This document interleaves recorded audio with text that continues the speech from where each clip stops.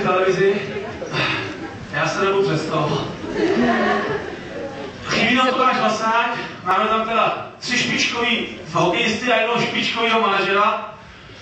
Prvním, který se nastoupí k nám, mezi nás, bude vlastně jeden z nejlepších obránců extraligy, obránce HC Lichtory Plzeň, 1929, Mamo na zádech a přichází Jarda Modrý! Jarda Modrý! Jarda Modrý! Jarda Modrý! Kauč. První sezóna jako hlavního kauče, prezidentský pohár, prezidentská trofej, vítěz základní části extraligy, Marian Jelínek! Marian Jelínek! Marian Jelínek! Marian Jelínek! Marian Jelínek!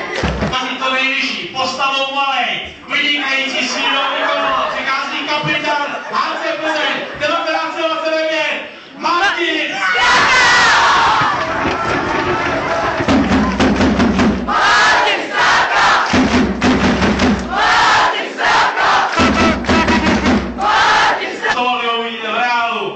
nejschopnější manažer základní školy, no pro nás pro základní školu, protože nám přivedl to fantastický chlapy a přichází Míša Hodan!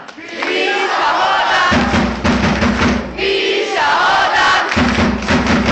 Míša Hodan! Míša Hodan!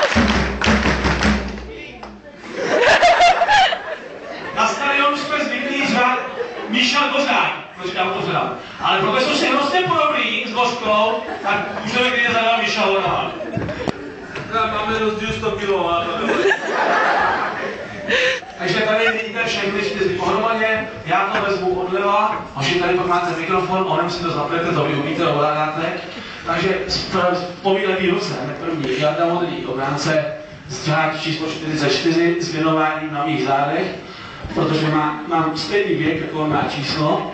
Mimochodem, je to českobudějovický odchovanec. V dorostenském věku hrál extraligu, pak odešel do Dukly Trenčín.